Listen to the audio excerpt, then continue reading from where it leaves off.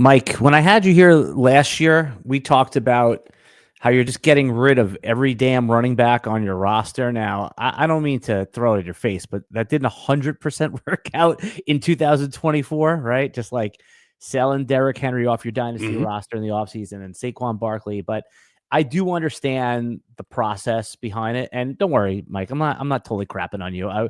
On this agenda I have today, I want to know how the hell you knew Jaden Daniels should have been the first overall rookie pick, and just like you did Sam Laporte. Yeah, so we'll get to that, but I need to know if things have changed in fantasy football, or are you back in Dynasty in this part of the offseason to trying to get those running backs off of your roster? What's an overall Dynasty philosophy at this point? Still going with it, Alan. Still going with it. Get the running backs off your team. And especially at this time of year. I mean, we play Dynasty. It's a cycle. What's hot right now? Rookie picks and young players. That's what's it. What'll be hot in August and September and October when we're actually scoring fantasy points will be running backs, but they're easily acquirable. Not everybody's going to go out and be a super contender or win right out the gate. That's your time to pounce. You don't have to do it right now. I see people trying to always build contenders in March and April, and never really works out too well for them. But, hey, you talked about running backs. You got to throw a little shade at me, Alan. I had a shit ton of Derrick Henry. And I had a ton of Saquon Barkley. Now, the only problem was with the Saquon thing, I did let people know this probably ain't the right process, but he's on my Eagles, man. Like, I got to take That was a Saquon. fandom thing, yep. Here's the big thing, though, that I caught on last year. All those running backs going in rounds 2 and 3 and 4 in your Dynasty startups. Look how many of them busted and missed, and how many landmines you avoided if you would have stuck to that strategy. So, what was some of those names? The round 2, 3, 4 guys. You had the Christian McCaffrey guys. You had the Travis Etienne was up there. He had a hell of a season, right? Even Brees was bad. Even Brees wasn't that great. So you more so made out for it. And I think my overarching strategy I had last year, where I didn't really take any running backs in Dynasty startups until like round 10, was when I'd really start considering them. Worked out well, man. I had a ton of teams that ended up with, Josh Jacobs, if he fell far enough, but Joe Mixon was one. Alvin Kamara had weeks for you. Derrick Henry was in that range. You had a ton of guys pop. And then let's not even talk about some of the league winners that you got late. Bucky, Irving, and Chase Brown absolutely just dominated your league. So while you may have missed out on a Saquon Barkley, or you may have missed out on a Jahmyr Gibbs or a Bijan Robinson who had awesome years, you sure as hell made up for it with those later round guys. Yeah, that makes sense right there. So, we mentioned Brees Hall, for example, right? Like, he's on your roster right now, and he's never had 1,000 yards rushing. I saw a mock draft where Lance Zierlein had Ashton Genty, the rookie out of Boise State, getting picked to pick 7 to the Jets. It almost blew my mind, but it does make sense since Brees Hall was drafted in the second round. There's no 5th-year team option. Are they really going to extend him next year unless he has like a 1,500-yard season? So you could see a situation where the Jets are just like, take a running back this year. I know, but you laughed. Why? You don't buy that at all? It has been a point of contention in our Patreon, in our Discord. I respect Lance for what he does, and I thought it was a kind of a hot take, but I was interested to see his rationale behind it. And when you lead off a take like that, he's never had 1,000 yards rushing. Well, that kind of really negates all the other impact that he's had to that team and carrying it for multiple years. So I hate that argument. It's kind of like if you look at fantasy running backs and you go, I'm going to judge who's the best off of yards per carry. Like, we know that's kind of an antiquated stat. Who cares at this point? Like, I respect what Lance does too, but also you can't give me reasoning when you lead off with something that nobody actually really cares about. Why don't you go look at his total yardage? He's a 1,500-yard guy every single year, and that's probably what matters to NFL franchises. I'm not going to speak that is exactly what matters to them, but I would imagine they do care about that too. Yeah, and you make a good point, because even if someone posted the other day about this, Najee Harris he's the only running back to have 1,000 yards in 4 straight seasons. That's 58 yards a game, right? I don't want that. Like, I know the number 1,000 is cool. I think it's more respectable for a receiver to have 1,000 than for a running back to have 1,000. Right? Yes. I mean, in today's game, yeah, definitely. Yeah. Okay. You know what really wows me? When a quarterback gets 1,000 yards rushing, that means something. Yes. Are you trying to push it back towards Jaden Daniels already? Are you? Well, I've done my fair share of victory lapping, for about 6 months now, Alan. I think I can let it go to bed at this point. All right. So you said you're sticking to that same philosophy. Like, so do you think at this point of the offseason, let's say you can't get you're never going to get like the 2 firsts for a running back anymore, right? But there's a way to like kind of get that value. I'm assuming this does not apply to someone like Bijan or Gibbs. Those guys you want, right? They're almost like receivers because they're good for at least the next 3 years, right? They're not year to year because they're stars already and they're on their rookie contract. Plus, they're first round players, so they can get 5th-year option. So now you're talking about 4 years, and in Dynasty, that's basically a lifetime. So get running backs off your roster for almost anything. Who does that apply to? Is that like a Devon Achane take? Talk us through some of the names that fantasy managers should think about this time of year getting rid of. The easiest one is old running backs in kind of uncertain situations, right? Like, so I'll pick on Brian Robinson here. Brian Robinson's the perfect one. Like, yes, but that's the obvious sell candidate. Alan, I'm going to sell any running back at this time of year if you get the appropriate value. So I will sell my Bijan and I will sell my Jahmyr Gibbs and whoever else that you have up there if I get the appropriate value, right? Because I'm going to buy running back production at a much later time where I don't have to inherit all the risk. There's so much that goes on in the NFL offseason when you invest in just one player. Like when you are locked into one player, you have to worry about legal off-the-field stuff, which seems to pop up way too much at this point. You have to worry about injuries, right? How many running backs have we seen over the last couple of years before actual football is actually being played are injured? You know, we had the Travis Etienne torn Achilles before he even started his rookie year. You had the J.K. Dobbins. You remember that year with Cam Akers also going down. It was absolutely just brutal. Why do I want to inherit that risk when I can just take something like a draft pick or I can take something like a wide receiver where even if a wide receiver ends up with an injury but they're a young, promising wide receiver, we kind of forget all that when they come back. Right. Similar to why Rashee Rice is just maintaining his dynasty value even though all signs point to, oh my gosh, we should be selling this guy. Like there's a lot of uncertainty. Well, he's a young wide receiver. Eventually he's going to produce again. So there's a lot of running backs that I just want to get rid of, but I will say there's a bunch of obvious candidates. Anybody who's kind of in a murky situation, like, okay, well, they were the starter last year, they got run, but I don't know what it's going to be like this year.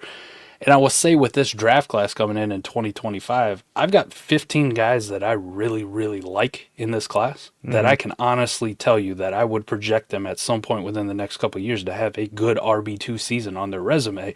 And that number realistically could go as high as 20. This could be the great reset that we see at the running back market as far as youth comes and as far as new guys coming in. Now, there's a superstar in a lot of people's minds in Ashton Jeanty, but the rest of the class, to me, isn't that far off, right? The difference between a Jeanty and, a guy I got at 10 in RJ Harvey is not that big, in my opinion. Like, it's just a matter of what RJ Harvey's role in draft capital is going to be. So I would say this, man, if you're a running back in the NFL right now, unless you're one of the super elites, the Jahmyr Gibbs, the Bijan Robinsons, the Saquon Barkley who just got his contract, Derrick Henry's probably got at least one more year in him. Unless you're in that upper echelon, everybody else should be shaking in their boots because your job security is actually on the line. Like, you could get replaced this year. Now, it may not seem it right away. If you draft somebody in the 4th round on your team, you're like, okay, yeah, that guy's a rookie, a 4th rounder. They didn't spend that much draft capital. And then all of a sudden we're in this Bucky Irving situation where like, wow, Bucky's much better than Rachaad White. Why is he not getting all the run? Yeah.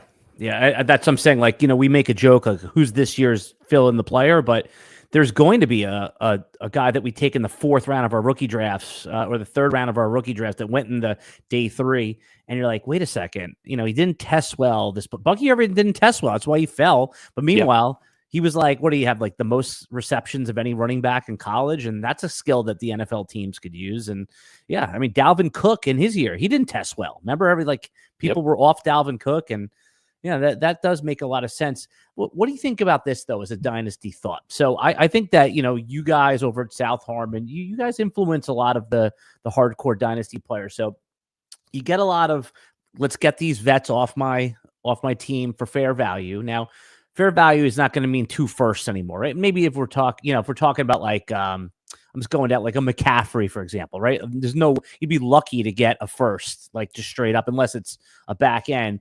But do you think maybe that there is like a counter strategy to this, Mike, and like collecting those guys in the offseason? Now, I understand there's risk. You're onboarding risk, but in point scoring season, like come like week 4, you bought these guys at the offseason, took on some risk, McCaffrey, Henry, even a Joe Mixon. You get all these guys, and then you're the market for the running backs that people want to pay just a random following year first for.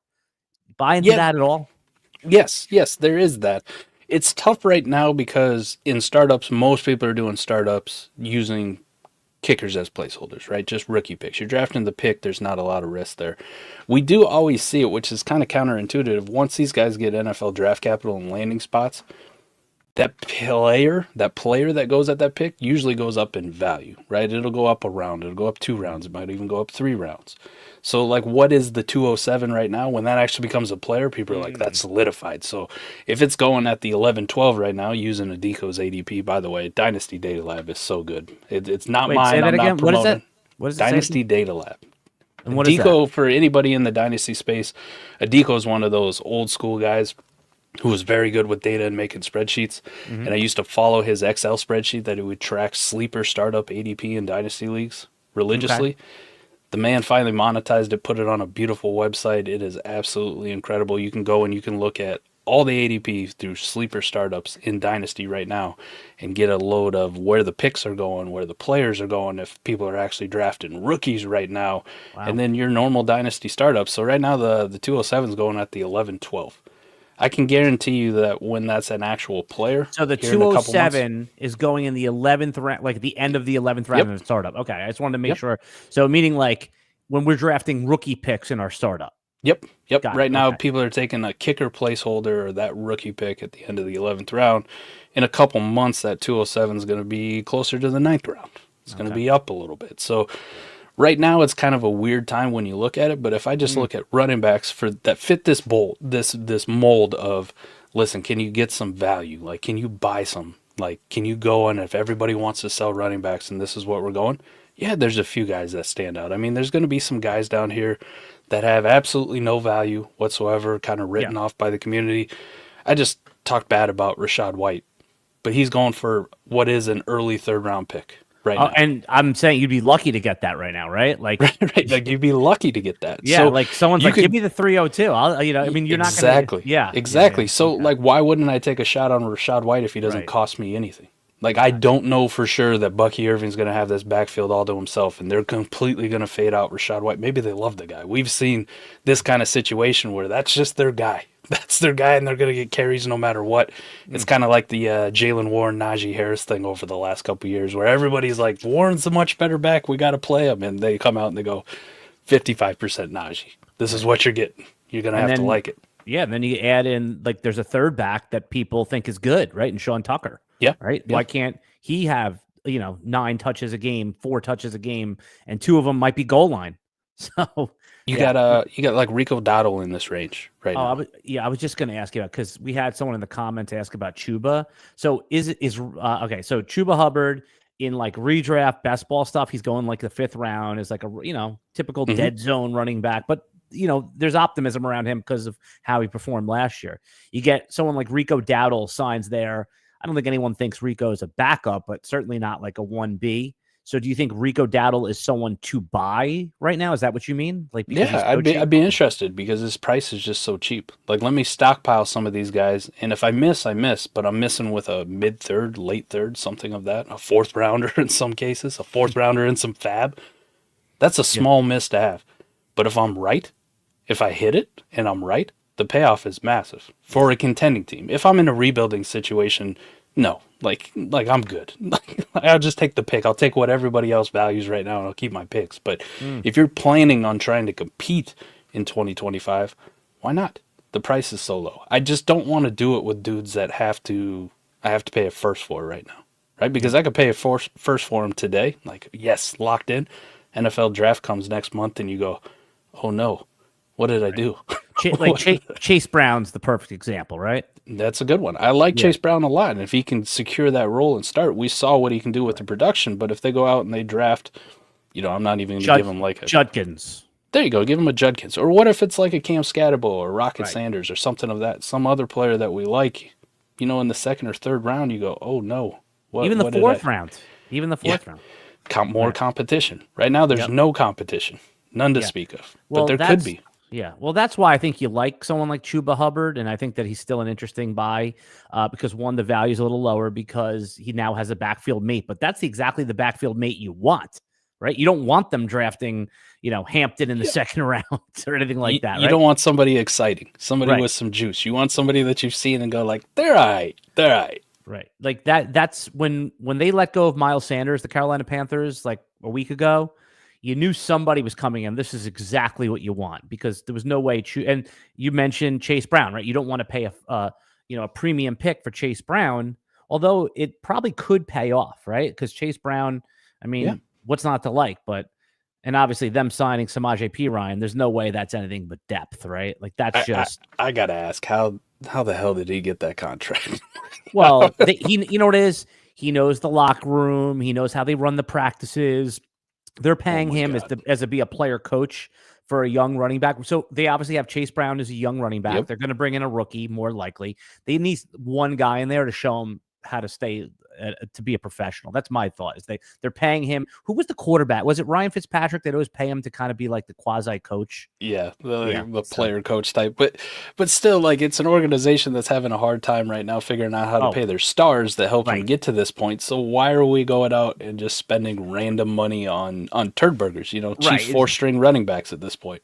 It's funny because Joe Burrow was probably. He sees the notification, the Bengals signed, and it's like, oh, here we go. Oh, Mike Gesicki. It's like, Yeah. Why? Wait a second. Yeah, no, that does make sense. All right. So before we continue talking about running backs that we want to get off our dynasty rosters, I'm here with Mike Chrystal of South Harmon. And I just want to, Mike, we got two sponsors that came in to help us out with this podcast. It's one of them is called Edge Boost. And I love their little opening line. They sent me a read, but this is funny. They says, have you ever had your debit card declined or had to call your bank at 3 a.m. in Vegas? I'm like, of course, I've done that. Yes. As his Edge Boost is the first consumer-facing online bank dedicated to the gaming industry. So I'm going to put all the links in the video description below, but they have here are some of the features. They have $250,000 per day in debt deposits, unlimited withdrawals, cash back on sports betting, DFS, sweeps, deposits of 25, get 25. So go down to the link in the video description. RotoPod is our promo code. So that's Edge Boost. And the second generous sponsor is Pool Genius. And what's cool about this is it's perfect timing. They help you out with database picks and pools. So when you're doing like a golf pool or a March Madness pool, we all do those. It gives you Pool Genius has data-driven pick and strategies that outsmart the competition. So Pool Genius, again, there'll be a link for a 4-day trial in there. So do you do NCAA? I do, and I'm terrible at it. Nobody's good at it. No, nobody's good. My wife is. When she just picks it based off her favorite colors, she wins all the time. Yes. Yeah. It's, I think I won an NCAA pool a while ago. Like, grade school, like an 80 sheet thing, like one time. But other than that, man, it's like after the first round, it's like, well, I think the strategy for that is that you're not going to want to like pick Duke to win it all, even though, or whoever, or Auburn, even though they're the favorite, you got to pick a 5 seed or lower. Because it's not likely to happen. But if it happens, you got it. You're in. You're one of one. You're a unique bracket. Exactly. I mean, if you pick one of the top 2 or 3 seeds, then basically, unless you get everything in the first 2 rounds correct, you're dead. So, and anyway. I always have this problem. I never pick Iowa State for anything. So that's your squad. Running backs that we must get off our roster. So this applies to, you're telling me, to like all the top guys too. So have you done dynasty startups this year yet? Did one. You did one so far. Yep. It's been a slow year for dynasty startups. It's probably because I have 60 other leagues that I'm still trying to manage. Me too. I started the year with like 42 leagues. I cut it down to 13. I was just, it was really bad last year. Like I just did not, I was starting to hate fantasy football because I had too many lineup stuff to do. I could believe that. It got pretty intense there at the end, especially, trying to run a fantasy football business and take care of all the stuff that goes into that. and then still trying to get enjoyment out of playing in leagues. Thankfully for me, most of them are best ball, which is a little bit less management, but still didn't get the all the attention that they deserved. But made out in the end. Got my fair share of championships, and the way I judge my successful dynasty seasons is by League Safe. League Safe, such a great tool for all of us degens out there. But if I go through and I pay all my league dues for the next year, and there's more money left over, we're good. We're good. All right. We're going to leave that in there and carry it over. That way IRS doesn't come sniffing around. Yeah.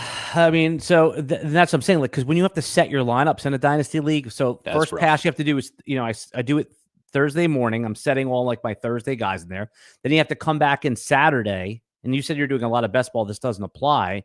And then you're like, you're switching guys out. And then Sunday you have to comb through again. It was like a 2-hour process 3 times a week. And then I'd miss stuff because I just don't care after a while. Then, I don't know. It wasn't enjoyable. And I just remember the days of enjoying like 8 to 10 leagues. It was such a good experience. My biggest dread, and kind of contrary and a little bit off subject to it, but people will assume best ball, it's just so hands off. You don't have to do anything. The waiver wire actually becomes 10 times more important in a best ball league than it does in your standard lineup league. Like a lot of guys that are on waivers and lineup leagues, you'd never even start if you had to. But in best ball, you're trying to get all those zeros off your bench, those dudes that are turd burgers, and you're trying to find the next time Trenton Irwin's going to score a random touchdown, right? So grinding the waiver wire became a very, very, in that number of leagues, yes, it did. Yeah. Like it would take me an hour to go through and try to get all my contending best ball teams on the waiver wire and try to get them set. I was in a couple of those best ball with you, and it was the same thing. I'd be like, I would just like not do it on Tuesday when the waiver wire ran. Then I would come back on like Thursday just to see what I could pick up, and you guys picked through everything that had a pulse. So yes, it's like you have to be on it. There's no if it's breathing, it's on a roster. Right. The guy who got 4 targets the week before, you said Irwin's a great example. It's like, give me him, get rid of Khalil Herbert. He's not playing. Yep. For sure. Or that's the opposite, in a lineup. It's pretty grindy, don't it? Yeah, and like I said, just at the end of the day, it's like I'm trying to do this for enjoyment. Obviously, for content and enjoyment and make a profit while we're at it is great. But, so you're going to show discipline this year, and you're not going to do startups? Yeah, I'm going to do a couple. But we're going to be very, very selective. I say this every year that I'm not doing anymore and that kind of thing. But the one thing I do enjoy, and this is one of the things, I just wish we could figure out a nice way to do it. My favorite time is to do startups. That is the most enjoyment I have out of Dynasty is team building and trying to figure out what I want to do going forward. But you also become a pariah if you're one of those people, and we all know them, who join startups every single year and then immediately leave the league the following year and then go join 7 more startups. You're like, you just left 6 leagues I'm in. Why are you in this startup? So, I have to say that's happened to me. Not the next year. Usually I'll give it a couple of years, but I try to pay my fee, a year ahead. So whoever can come in can at least have a free year. I never like do the productive struggle nonsense thing. Like all my teams are like competitive now. So the ones I've abandoned. So yeah, they might have damaged goods. Like they might have like Tyreek Hill, Amari Cooper and Mike Evans as the 3 receivers, but you better believe everything else it's a Josh Allen, Lamar Jackson team, nice. Yeah, a lot of those. I'm pretty picky about it too. Like I really despise people who just go in and out of leagues all the time, and I don't want to set myself up all the time to just have to compete. Like I really despise those guys who are like, I have to compete in every single one. I enjoy the long-term play of Dynasty Leagues. So when I join one, I'm joining it thinking I'm going to be here 5, 10, 15 years if I'm still alive. 15. Yeah, let's go, man. Let's go. We got some 2018 ones still cooking, man. 7 years, we're halfway. Do you think that I don't know if this would work. There's probably a lot of flaws in this, but what if you said instead of a dynasty league, hey, we're going to do a 8-year league or a 5-year league? There's probably a ton of flaws you can start poking into this one, but you think that would help? Because rookie picks would only be good for like, in a couple of years, but by year 4, everyone's trying to just go for it because the league's over in a year, right? I mean, is there a way to, because once all the haves and the have-nots happen, usually there's 2 or 3 teams that are just unstoppable. They have Chase, they have Jefferson, they have Amon-Ra, they're 3 receivers. It's just so bleak for the people on the bottom. And if you're throwing in, say, $100 entry fee, it's like you can, it's lame that they make the excuse, oh, I'm busy, I got life busy, work. I mean, come on, just say it. It's like, I don't feel like competing anymore. You guys have beat it out of me. I mean, that's And in possibility for that one, I think that's why Empire Leagues kind of have their spot where, for people who don't know about Empire Leagues, there's a little bit extra money in the pot every single year, and it carries over, and it carries over, and it carries over, and the only way you get that extra money is you have to win the league a certain number of times in a row. So, twice. and yeah, usually twice. Some of them are psychotic and they want 3 times. Which, man, if you win a league 3 years in a row, it deserves to fold after that. So usually in those Empire Leagues, there's also a clause in if somebody does win the Empire pot, boom, league's dead, done. We pay it out and we're on to the next. The problem I found, because I was in 2 Empire Leagues, and this was that first of all, it's very unlikely to win it twice in a row, right? Because when you say Mike wins the first year, people are going to be reluctant to trade with him in a typical, like, they're not going to like give him Justin Jefferson for 2 firsts because they know if he wins, the league is over, and those firsts are completely, they're useless. So I found, like, when I did win it in year 2, that by year 3, nobody would trade with me. I mean, you can call that collusion, but it's not. It's smart playing. And then now you're just, you're paying 30-40% of the pot every year, whatever it is, into this Empire pot. And I was like, oh, this is never going to end. This is, so it's going to go on forever. Right. So I think the fix for that is if you ever win it twice, period, the end. Doesn't have to be in a row. Just the minute somebody wins it twice, shit is over. We had a pretty interesting one that I started up this year, a C2C League, where there's payouts on both sides, the college and the NFL side. And by the way, Sleeper, I'll tell you, please get your act together. I'm tired of begging for 456 straight days for you to get college fantasy. Oh yeah, I have a take on your. Just hold on a second. Let me just tell the audience what's going on here. So Mike is like, this is worse than any stalk of like a woman you've ever seen, right? Mike is tagging Sleeper every day. It's hysterical, asking them to, make to implement a college fantasy football game. Right now, it's a very reasonable. I know it almost has like a stronger than IDP sort of hive to it, right? Like college fantasy football probably would be bigger than IDP, but you don't think that they know that people want this and then they've made a decision like, hey, this is not a priority? Why do you put yourself through the torture of this? Are you just now like in an OCD, I have to do this every day thing? Petty. I'm that petty. Once I got past like 30, it just became me being petty, and I'll be petty from here to eternity. If I ever stop posting, I probably just keeled over and died from a heart attack. So check on me then. Yeah. Okay. All right. I mean, they know, right? They have to. Yeah. But they've been in the past. Sleeper's been very good about taking requests. They usually start a thread. Hey, what do you want to see change? And they implement some of those changes. So they do. But like last year, what a kick in the teeth too. Like they start a thread and people put college fantasy up there, and it's near the top of the most requested. And what we get? Horoscopes. Right. What is horoscopes? What is that? They gave them their astronomy sign. Get out of here. Yeah, this player's a Libra. Right. This one's thanks. That's exactly what we needed. Yeah. Okay. I mean, all right. Yeah. I mean, listen, Sleeper's still one of the better platforms out there, but you can't trash them too much. Just pay attention to me. Answer me. Yeah.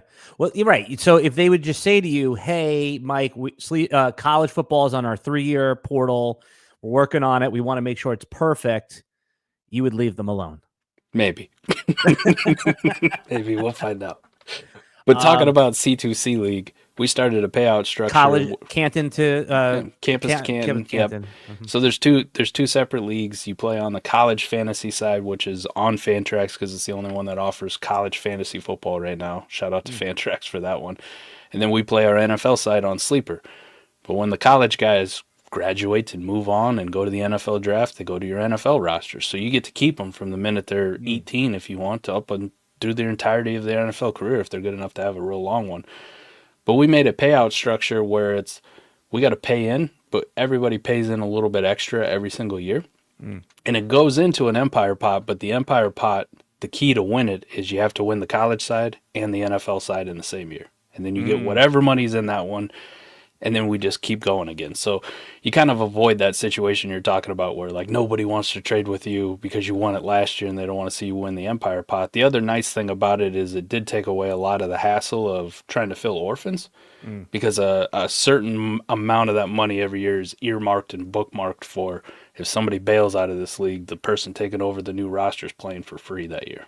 So we keep a certain amount earmarked as for two people, so the pot's never going to go below $120, I think it is. And then anything extra in there, if you win both sides, boom, you get the normal winnings and you get all that extra in there. So it gives you an incentive to try to compete.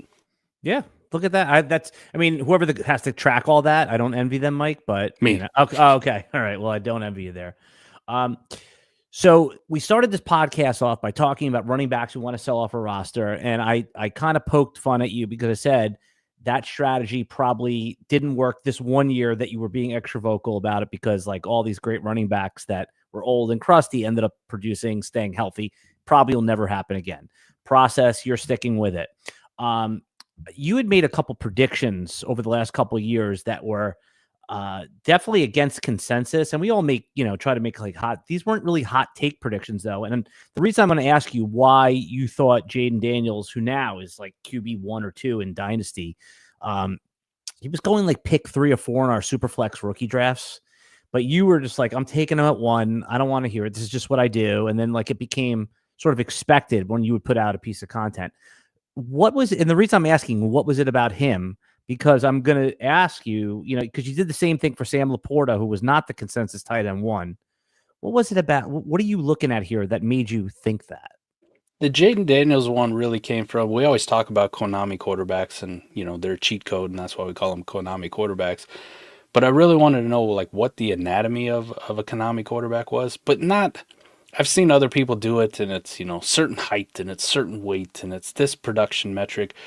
We took our warp tool, and I had my man DB run it for the last 5 years, and I went through and I imported. Stop for 1 sec. Explain what warp tool is quick, and then go back to the Gotcha. story. Wins over replacement player. So like WAR in baseball, it's a metric that you can see how valuable somebody is relative to the rest of the league. So we took our warp tool.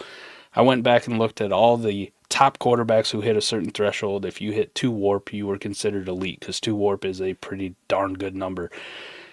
And I went back and I looked for the last 5 years. And then I went and I looked at their stats. And I broke it down by like guys who aren't really considered runners. How many passing yards did you have to throw to? How many passing touchdowns do you have to get in a fantasy season in order to break this number consistently? And then I went and I looked at the running quarterbacks and did the same thing and broke them down. And I kind of landed on a number of about 400 yards. If you could run for more than 400 yards in the season, you were considered a running quarterback. And the guys who had to run for 400 yards, who would run for 400 yards, didn't have to hit crazy passing numbers in order to have elite fantasy seasons. And it was year over year over year. The average was like 3,600 yards, and you only had to throw like 28 touchdown passes, which in a 17-game season isn't that hard to do. Now, if you're a passing quarterback, you're not a runner, you can only run for 100 yards a year. You had to hit numbers that are like 4,800 yards, 4,900 yards passing. You had to be damn near 40 touchdowns every single year in order to hit those numbers. So when I looked at this class coming up, I looked and I went, man, there's only one like true running quarterback that I know is going to smash 400 yards, and that was Jaden Daniels. We knew Caleb Williams could move. We knew Drake May could move. We knew Bo Nix had a little bit of mobility in him. But it's not like Jaden Daniels. Jaden Daniels can just walk into rushing for 20 yards every single game without even thinking twice, right? He takes off and there's a first down. All right, he's already halfway there. Next play, oh, look, he scrambled again. There's 20 yards. It was a very low threshold for him to meet that was very easy. So when I compared him to Caleb Williams, I go, man, everybody's got him as the one, or they want to take a wide receiver. But Jaden Daniels has this elite upside where we can talk about him in the same breath as Jalen Hurts and Josh Allen, Lamar Jackson. He's got the upside. Caleb Williams maybe has it, but it's a harder threshold for him to reach. So I pretty much just locked in on, listen, if I'm going to take the 101 pick, I'm going for the guy that maybe next year could be the 101 in a startup, right? You're kind of right. Yeah, but here's the thing is that, well, this is now we joke like, hey, that's not really a hot take. Like you said, it was like reasoned out. And there was a lot of pressure, a lot of pushback, because there were some very reasonable and plausible things about Jaden Daniels, mainly the size, Washington wasn't considered like a great landing Mm-hmm. spot. People didn't really like Cliff Kingsbury. Now they do again. They did, they didn't. So I give you credit because I don't want, it's not like victory lap. It's just that this is the part of your process that I find interesting because you did it once with Sam Laporta the year before, right? Okay, fine. He got lucky, like the guy that was in his home state of college football. Then you do it again with Jaden Daniels. Now I'm interested in what the hell's going on over there. That's why I had you explain. I got you, man. Doesn't mean that you'll hit it again. I'm just saying is like Hey. that. What you just explained right there, I think that's something very interesting to think about. So this year, right? I've seen all the rookie mocks. I've participated in them, and landing spots will change. But so far, for the most part, it's Ashton Genty at 1. I would say Cam Ward at number 2. But I've seen Tet, Omari and Hampton. So it seems like there is a tier here. Is there somebody who would be is Genty? First of all, is Genty your number 1? Yes or no? Okay. Not even close. Let's start with there. Who's going to be when you're Cam in a Ward. super flex? Okay, so Cam Ward. All right, so I'm going to give you a chance to explain this because this again, I agree with this right here. I was on a mock and Dave Kluge, the guy from Football Guys, took Cam Ward 101 also, and I thought, okay, we're on to something here. There's people now that are thinking about it like this, and he got crushed. Why is Cam Ward 101 for you in a super flex rookie draft this year? Cam Ward is checking all the boxes that I look for right now. I'm not putting him in the same 101 breath as Jaden Daniels was last year, right? Cam Ward is the only quarterback of this class, though, that I can realistically say has top 5 upside at some point. Now, a lot of things have to go right for him to get it, so I'm not guaranteeing it. Like Jaden Daniels could half sleep through games. Well, and have that upside. You're not Cam saying Ward that Ward's going to be the 101 in dynasty startups. No. Like you're saying he could be a second rounder next year in dynasty startups if all goes right. Yeah, that's a reasonable possibility for him. Cam Ward has the elite arm. He has just that it factor, which is a hard one to describe, but you love his swagger. You love his cool calmness at times. He almost looks nonchalant out there, even when he scrambles. He has the athletic ability to be a runner, though he doesn't really like to use it. Now, if we're talking about things that have to go right for him to hit that kind of upside, Alan, it's definitely going to be one of those things where instead of him being so nonchalant back there, waiting for somebody to get open downfield, somebody at the NFL level has to teach him, listen, go through your first read, go through your second read, and then use your athletic ability that you have, use your size you have, take off and run for the first down. And do it with some urgency. Do it with some urgency. And then we'll keep progressing on how you go through reads at the NFL level and how you process it. But he does everything that I want to see. The projected draft capital in the NFL is so far looking good. Now we're getting talks about Titans love him, think he's a generational player, whatever that may be, whether that's true or not. The G word. Generational, yes. And then it's another kid that's easy to root for because he was not recruited out of high school. He goes to a small school, Incarnate Ward. He goes there and he dominates. He's good enough to get a Power 5 offer at Washington State. He goes to Washington State and somehow gets better, elevates the Washington State program, and then he goes to a major Power 5 school in Miami and does nothing but break all the records that they've ever had for passing. And take that team back from what we used to make fun of. You remember the old meme, is the U back? Every single year we usually answer that with a resounding no. They're not back. All right. The U is back with Cam Ward playing there. So he's checking all those boxes. It's a super flex league, which makes him already more valuable than a running back because his career path is longer. I can go into all the details about how quarterbacks, even the crappy ones like Kenny Pickett, rarely get replaced within a year. They usually get multiple years to show they're not the guy before teams move on with them. I mean, look at Bryce Young last year. You can't be as bad as Bryce Young was last year. If Bryce Young was picked 9, he'd already be traded.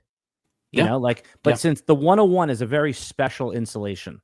First round quarterbacks generally just carry that insulation no matter where they're drafted. Very few of them. But 101 is even more special. Even more. You get those guys one more layer of one more layer. It's another layer to the onion. Those top 5 guys, they will hold on to him for a while. Right. Look how bad Zach Wilson was for years before NFL teams decided that. There's only one thing more insulated than a 101. It's a 101 that was traded up for. Because now it's more than a 101. It's a 101 plus next year's one. So it's even now everybody's jobs is on the line with that pick, right? yes, and future job. Like you need to not just make it so it doesn't suck at some point. So that's like more reps and more reps. Once you get outside the top 10, though, you get into like the Josh Rosen. I don't know, what was he like, pick 8 or 11 or something like that. Though they've been given up on a little bit quicker. Dwayne Haskins, rest in peace. He was given, yeah. There was like, once you get into Kenny Pickett, right? Yep. Probably held on. The only reason they held on is because Pittsburgh was good, right? And they weren't like getting, top 10 picks. But all right, so Cam Ward is going to be your 101. Is Genty your 102? Maybe. It has to play out yet. The problem I have with Genty, he's very good. He's very good. And he's probably going to enter as a top 5 dynasty running back from the jump before he even played. I think he's at 3 right now. No. He's at it's higher, Mike. It's higher. I just checked it. I'm on it. Possibly be. You're right. He's at 3. Yeah. So this is overall, because right now, keep trade cut, not perfect, but a consensus of the of the rankers. Yep. Gibbs 1, Bijan 2, Genty 3. Yep. And I don't see a whole lot that's going to change that. He also does possess top 5 at the position upside when he actually does play. Like, that is apparent for him. The biggest problem I have with him is Amarian Hampton, Quinshon Judkins, Caleb Johnson are also very good in their own right. And it feels like people are putting him into a tier by himself, which it doesn't need to be. Everybody else is very close to him. So why would I spend the 102 when I can get a pretty similar player, if we want to call it the light version, or 85, 90% of that, at the 110, 111, 112. Like, I don't have to do it. The other problem I have, and nobody really likes to talk about this, if you told me today and Travis Hunter came out and said, man, I'm going to be a wide receiver full time. And hypothetically, we talked about it the other night. What if he goes to the Patriots and it's like Mike Vrabel, who they're already kind of set at corner. They're already set at corner. Vrabel does love him, think he's a generational player. And he's like, listen, Travis, we want to use you as a part-time cornerback situationally, but full-time we want you to be on offense. We want you to change the game. When I watch Travis Hunter play wide receiver, I look at a guy and I go, that could be another dude who's top 5 at his position in the NFL as just a wide receiver. Now, not everybody's on this train, and I understand it. Some people knock him, and I see the hot takes, he's bad at both or whatever it is. I think he's very good. He reminds me kind of similarly to how Malik Neighbors was coming out last year, where you go, the way he moves, the little bit of juice that he has that everybody else doesn't seem to have, that burst, and then the ridiculous ball skills that Travis Hunter has is elite. So if you were to tell me I got the clarity and I knew for a fact that Travis Hunter was going to be a full-time wide receiver first and a part-time cornerback second, Travis Hunter is now in the conversation for 101. So if you ask like who my 102 is, I don't know. Right now it's kind of Genty, or right now it's kind of, well, maybe you want Shador because he gets the draft capital and is a quarterback, or Amarian Hampton is nipping at the heels of Ashton Genty, so it's kind of a gray area. But Travis Hunter could change a lot of fortunes if you got that clarity. All right, you brought up my favorite topic here, the Travis Hunter thing. Okay, I love what you're saying.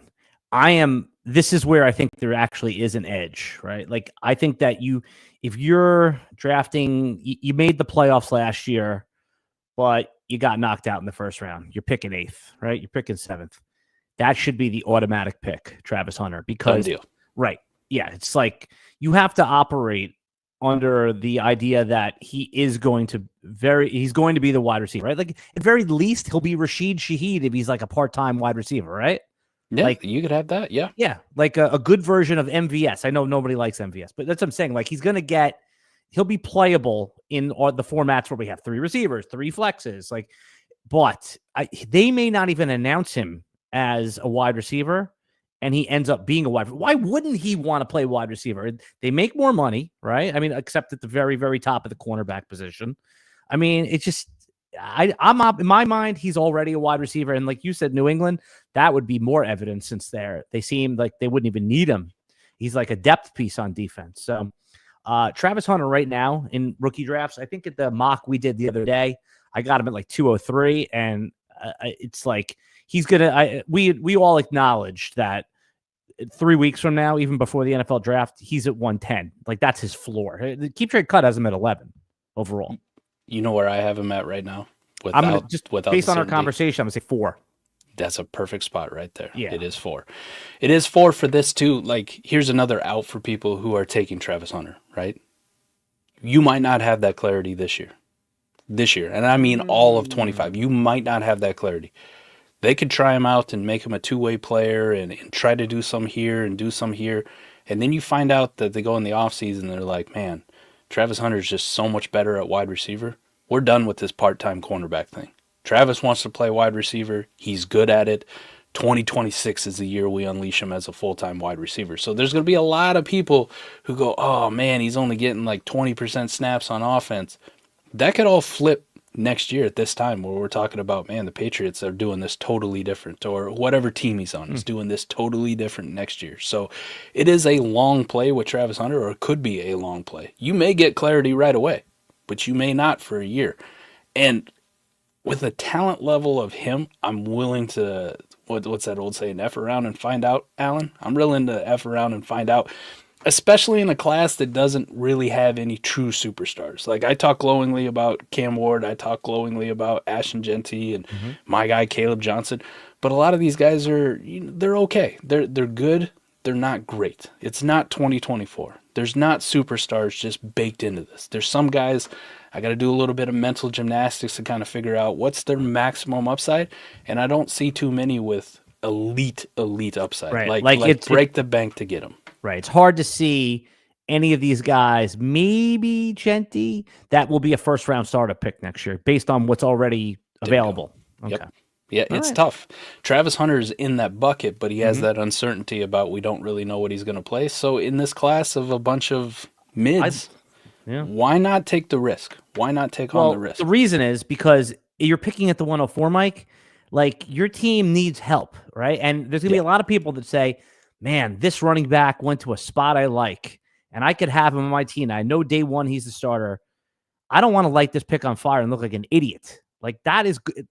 When you're ready to click the button, that's going to be a thought in my head. For sure. There's always the downside. You're afraid you're going to get made fun of. Yeah, you don't. Well, it's just, and also you don't want to it's just burn the pick. I mean, when you burn the pick at 204, 203, 201, like, you could live with it, right? It just, this is the ultimate. It's insane crazy to me too that we've gotten this far, especially because a couple years ago nobody had a problem lighting that pick on fire when they're drafting Clyde Edwards-Helaire or they're drafting Jalen Reagor. Like, we had no problems doing it then. For much less talent with a lot less upside, people were like, do it. That's the best one. To push the button. I'm going to try to talk him in. I remember the people trying to sell me on Trey Sermon in the first round of my rookie drafts way back when. I didn't see people have a lot of problem there lighting that pick on fire. So Davian Pierce. Exactly. 11. Like we're willing to light the pick on fire for crappier players and not the super elite ones. I don't understand why that makes any kind of sense.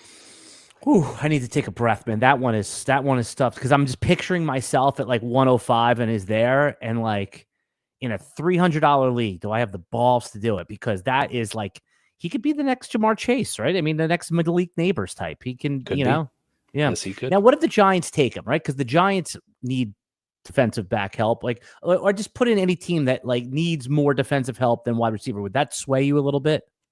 It doesn't really sway me. Let's say I'm more apt to be more aggressive on Travis Hunter if it is the Patriots, right? Because that situation is just lining up to be absolutely perfect for him. But if it is another team, I'm kind of like where I am now. I'm in the same spot where that pick comes up at 104. If I have it, I'm taking a real hard look. And when I say I rank him at 4, I don't rank him at 4 to be hot takey, to say like, oh, I rank him at 4, but I wouldn't take him at 4.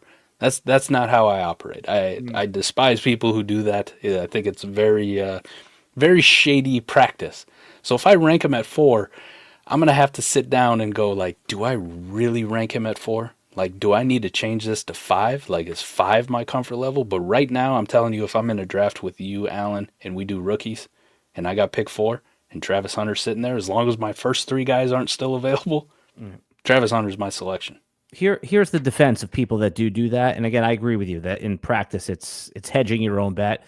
But sometimes we don't know what our own rankings are until we're on the clock with money on the line, right? Like, I participated in some of these like industry mocks and people are just taking cockamamie picks. Yeah. And I'm like, dude, come on, you would never do that if money was on the line.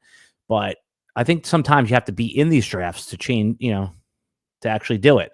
And you can have those epiphanies, right? Like Yeah. you can have them, but I'm not going to go out here and tout. Like when I do my rankings right now, it's ranking how I would draft today, right? If I'm in that situation. And I try to run through all the scenarios, right? Yep. Man, if this guy, and this guy were available at this pick, would I take this player? And I'm like, resounding yes. And this is also another thing, another great purpose for tiers, right?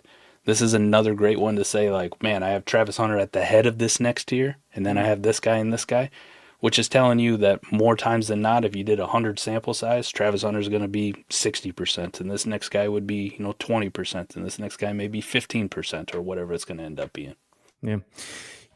We titled this podcast 10 running backs that you need to get off your dynasty roster. And we started there, and I'm kind of going to loop this back in this theme because it's when we say get rid of them, we mean get rid of them so you can get some picks, and you get those picks and you draft some of these guys. You mentioned that there's like 15 running backs that you don't mind or you like them. So right now, and let's go to Caleb Johnson. You mentioned him, Iowa State. He's, people, Iowa. Don't make him a Cyclone. Sorry. Come sorry on. about that. I know that's sacrilegious. Sorry about that. Don't do I don't that watch, to me. I don't watch a lot of college football, and you are like deep in it. So I just, that was a faux pas. I admit it. So Iowa, right. Anyway, he fell down the rankings because, a slower than expected 40, but I always laugh at that because is 1/100th of a, or 1/10 of a second enough to really bury these guys? So start off with Caleb Johnson. What is it that you like about him, and why would you be a critic of those who have now pushed him down their rankings? I was trying to find a good comp that made sense, and when I first watched him, I gave our patrons the comp of Le'Veon Bell coming out of college, right? We know what Le'Veon Bell became. That patient, sort of watched. Extremely patient. Now, Lev is very interesting because he had a very unique running style, very, very unique. But Caleb has shades of that, and the size, the build, that's kind of where I landed on. I saw one, I believe it was from either D-Bro or Thor, and I want to make sure that I give them the props for this one. They gave one of Larry Johnson for the old school guys. Larry Johnson, not Grandmama who played for the Charlotte Hornets back in the day, but there Larry was a Johnson, running back the Chiefs on running the back. Kansas City Chiefs who dominated fantasy. Came out of Penn State, yes. Right. He had a nice run of like 2-3 years where Larry Johnson was a first-round pick in redraft. I like that one a lot too. That is a very good one. Caleb does a lot of things well. His patience, his vision is absolutely elite. He has enough speed to hit the home run, and maybe it's just the fact that he ran a 4.57 that people were disappointed about. This is a dude who's well over 200 pounds, and he was moving. He was moving at the end. So maybe the acceleration isn't there, but I think on film, when you give him the ball, he accelerates when he makes a decision, and it's pretty readily apparent. He can pass catch. The only concerns I have about him is he tries to pass block. Like he's got the size to do it, and you can see he's trying to put in the effort at Iowa to pass block. The technique is just, it's piss poor. Can't that he needs be? to work around. But I'm saying, can't that be coached? Yes, it definitely can be coached. Because I think the part that can't be coached is the willingness to do it. Yes. The other knock I have, which is readily apparent to just about anybody, he's almost too patient at times, and it's kind of frustrating. Like if it's 3rd and 2 and I need you to get those 2 yards, I don't need you to wait and try to find that hole. I need you to use your 220-pound frame, put your head down and run through somebody. I need you to be more Marshawn Lynch at that point. And you don't always see it. Now, that is also something that maybe they can coach, but some guys are just, let's say, a little bit soft, and they don't like the contact as well. But maybe that's him, or maybe nobody's really told him that, hey, we need this one. Like, this is do or die. I need you to get these yards every single time we're in this situation. So that's probably the biggest knock on it. Outside of that, I don't have many. The production's there. Well, yeah, he played on an offense that threw for 1,700 yards, and everybody knew who the ball was going to. In the Big Ten Conference, that was one of the best. National champion came out of that one.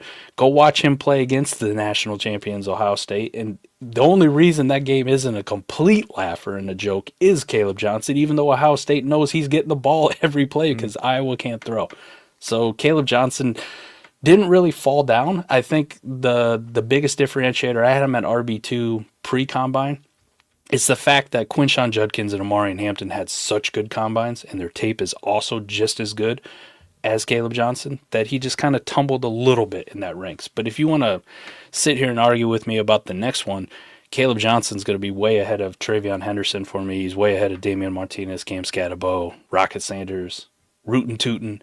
Like, those are all real fine players that I like, but Caleb Johnson's head and shoulders above those guys. Let's say Caleb Johnson lands on a team that you like it. Let's say like third or fourth round Patriots, right? Like he's there with Ramondre. It's kind of almost like a redundant sort of player, but you like the talent better. And this could be Bucky Irving with Rashad White last year. I don't think anyone loves. So would you, when we're talking about getting running backs off our roster, is there a deal to be made where people hate the landing spot because Ramondre's there? You like Caleb Johnson. Would you trade one of these veterans that are in our top 15 running backs and figure out the picks that go along with it? Is that maybe 1,000%. something to, right? Because so what pick do you think that you need in a rookie draft? And I know it's hard to tell at this point to get Caleb somewhere between a 111 and 2-2. Yeah, and it might even be later depending on how people have other running backs ranked and how other people have some of these wide receivers ranked. Maddie and I just did a mock for 4D Chess. Maddie Kiwum, shout out to him. I love that guy so much. We have such a good time doing it. We did one, but we're also both operating under the assumption we don't really like tight ends. And a lot of people like Colson Loveland and Tyler Warren, and they're going to be first-round picks in some of these rookie drafts coming up. They're not for us. They're not for us. And we're getting Caleb Johnson at the 201, 202. That could be the 204. That could be the 205, depending on where some of these other players. So Caleb might fall to the mid-second in your rookie drafts. And if he falls to the mid-second of my rookie drafts, you understand that I'm going to be in your DMs being like, what's it take for me to get this pick? What do I need? Like, what do I need to give you right now? Can I tear down off of James Cook, who I like? Can I get this pick and something else? Can I get, if you got a 26 second, can I get that on top? And I would be comfortable with that kind of tear down. I'm trying to see where he went in this mock I did at Player Profiler. He went, it was there was experienced people in this mock. He went at 203, and you're right. Like, you nailed exactly what happened. So let me just bring you through this one mock right here. So Travion Henderson went at 107, right? Which makes sense. People like him. Mm-hmm. I took Jackson Dart at 108. I'm assuming top Great 10. Pick. Yeah, Great okay. Pick. I'm assuming like this year's Bo Nix type of thing, right? Like, I love it. Right. Even though, right, let's say he even goes in the second round to the Raiders, like I still probably would take him in the top 10 picks because we've seen what Pete Carroll did with, what was that dude's name? Matt Flynn and Russell Wilson. Remember that? Yes, Matt Flynn. Right. So Gino would be this year's Matt Flynn. Jackson Dart would potentially be Russell Wilson. So then anyway, Judkins goes. Burden went at 10 in this mock. I took Loveland, regretting it now, at 11. And then Ibuka went at 12. And then Dave got critiqued for this pick. He took Ferguson, the tight end, at pick 201. I don't think a lot of people would do that, but that's fine. He has to take.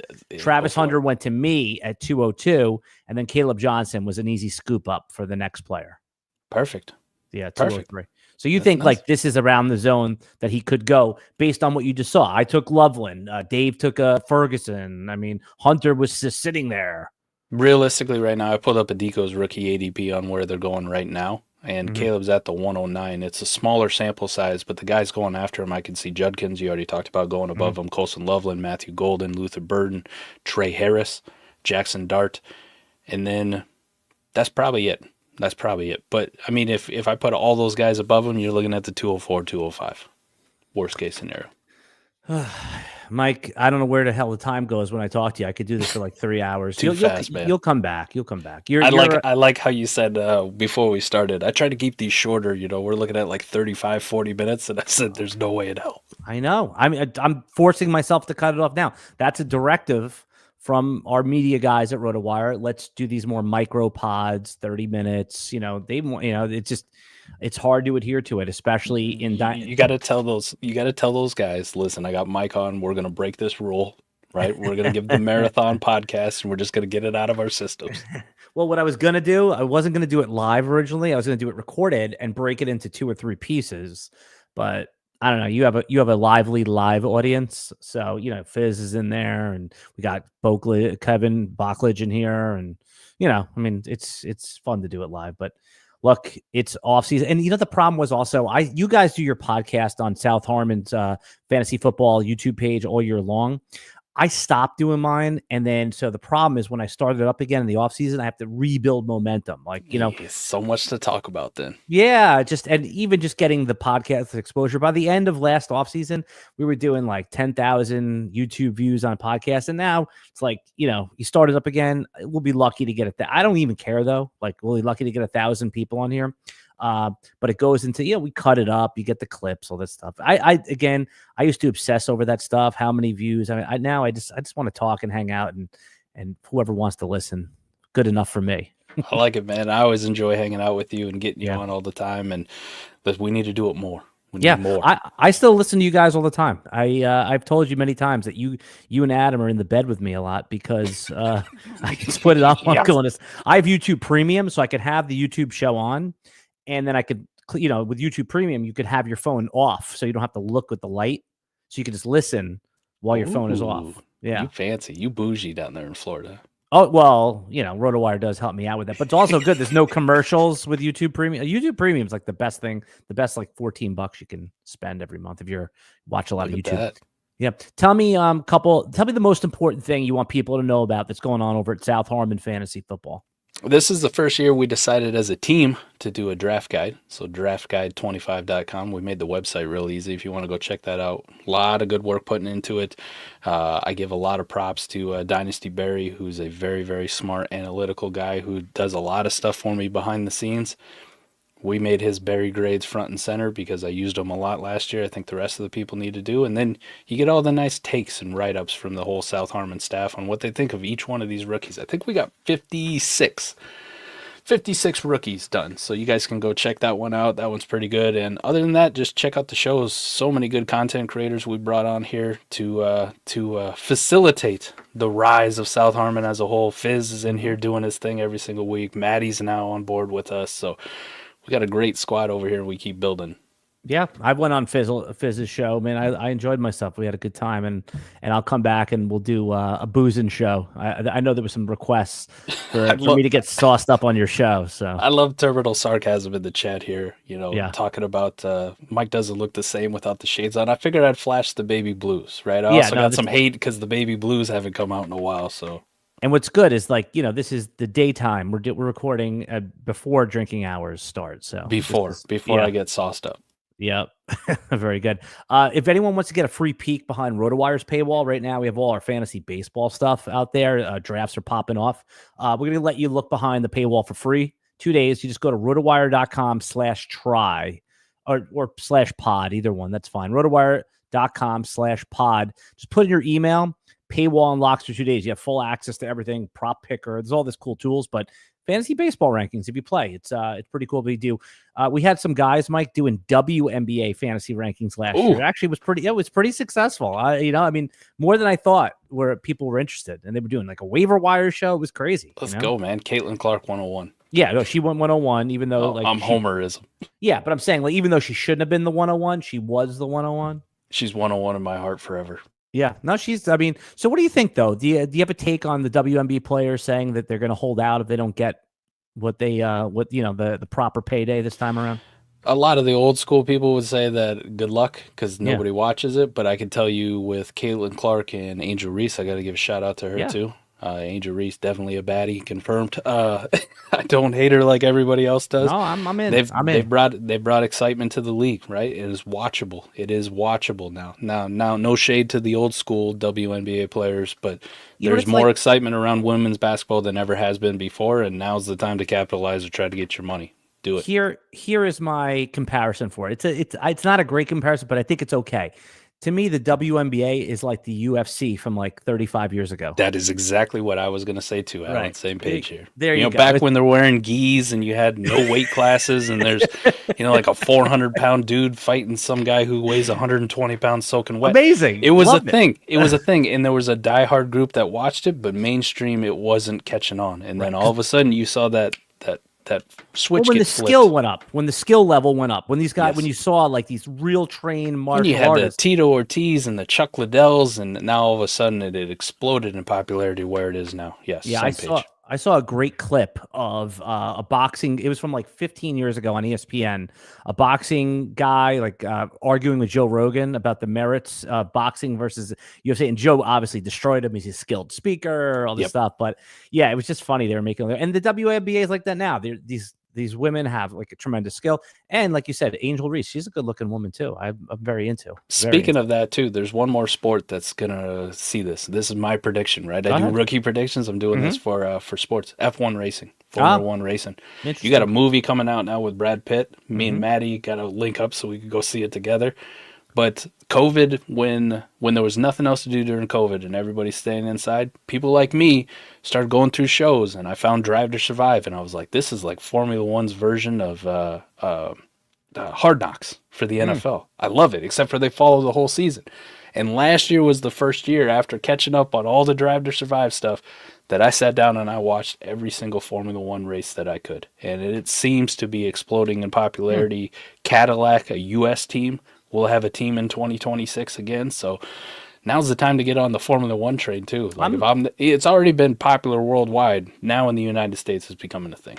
All right, you heard it here first. We're going to clip that in 2 years when it's blowing up. Hey, any of the free agent signings got you excited? I forgot to ask you that. Almost none of them, and the big ones were all trades, right? The Devontae Adams, the DK Metcalf thing, Sam Darnold going to Seattle. I don't know what Seattle's doing. It's kind of disgusting. It's you let go of Geno, you let go of DK. Well, you go into this rebuild, and your savior's going to be Sam Darnold for a way too much money. Probably the most intriguing one for me, though, was Justin Fields. It was a significant amount of money, so maybe that really means it. I don't think it precludes them from taking like a Jackson Dart or Shedeur Sanders if they fall. But it's like, okay, maybe Justin Fields is going to get an opportunity. And for fantasy purposes, we talked about Jaden Daniels. Whatever you think of Justin Fields as a passer, I can tell you for fantasy purposes, just like he did last year for one game in Pittsburgh, that's a guy who's got QB1 upside pretty regularly because he's going to run the ball and he's going to put up fantasy points. So that was probably the most intriguing. QB1 overall for the week upside. I'm going to just keep pushing that forward. Yeah. So that's the one that I was going to say too. So it just goes, this is a little like emotional for me, Mike. And as usual, we're like on the same page with some of this stuff. When the Jets had that draft, I wasn't, I want to say vocal. It's just like to my friends and family. I wanted them to take Justin Fields. Like they had, remember, if you go back to that draft, they had said they were taking Zach Wilson like a month before the draft. Like, he's our guy. Like, it was like, hey, what's going to happen at 3? Who are the 49ers going to take? Right. Like T-Law was 1. Zach Wilson was locked in at 2.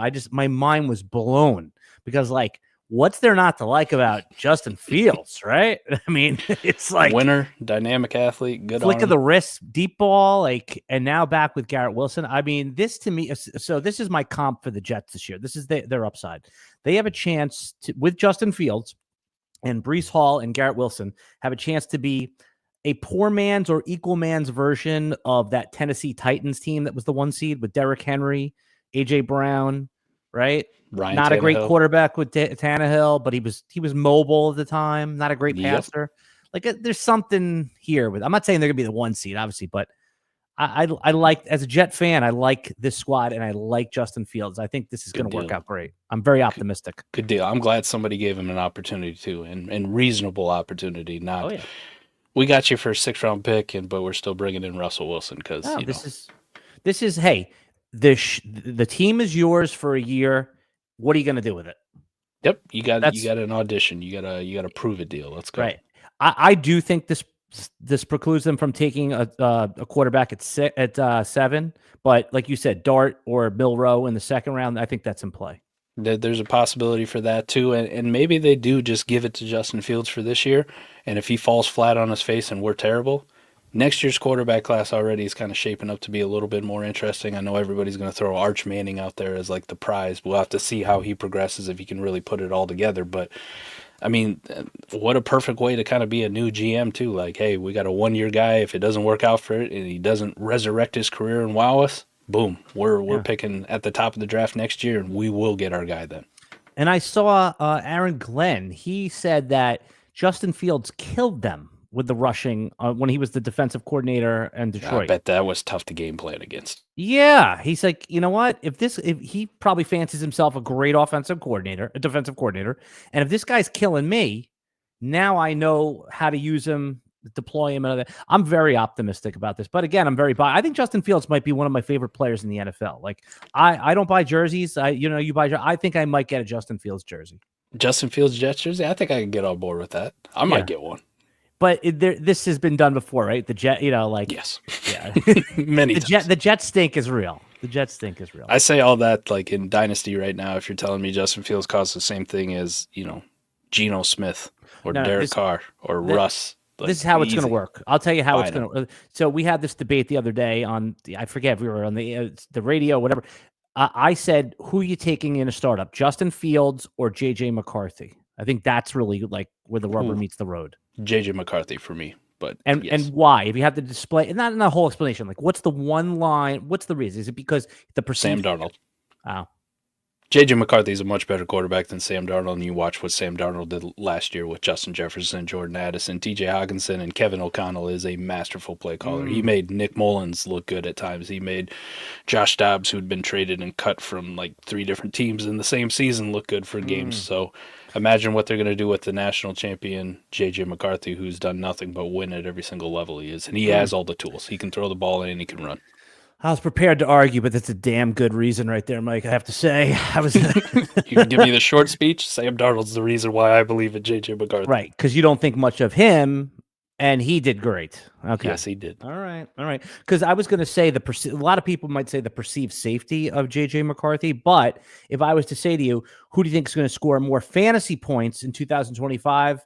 Fields or McCarthy? I think you would say Fields. Right? I would put my money on Fields in that situation. Now, if I say who's going to score more fantasy points over the next 2 years, you'd probably still say Fields.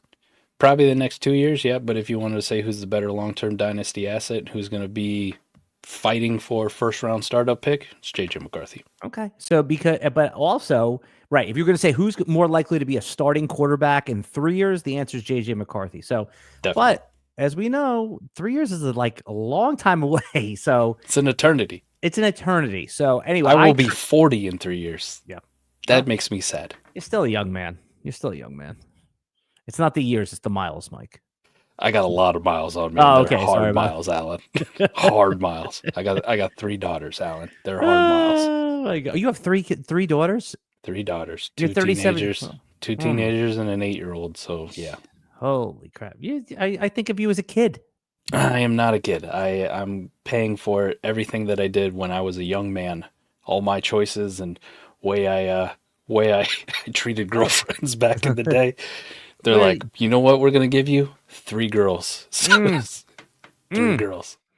I love you, Mike. I really do. You're a lot of fun. Easy to talk I appreciate it, buddy. I always have a great time with you. Yep. All right, man. Let's wrap it here. We'll have you back later this year, and we'll do that that drinking podcast on your thing. I think that's more appropriate if I get lit on your podcast than on mine. That's fine, man. Our South Harmon, there's no rules over there. Yeah. We have a corporate overlord now with GDC gambling.com, bought RotoWire Tuesday, and they're, by the way, a fantastic company. They've really like sharpened the edges of RotoWire, so we're very grateful for them. But I have enough respect for them where I'm not going to get lit up like I will on yours. No respect for your podcast. I'll just go crazy. That's fine. I have no respect for my own podcast. All right. I'll put the link for your pod in there. He's Mike Chrystal from South Harmon. Alan Seslowsky here. And we will be back next week with another Dynasty Fantasy Football podcast.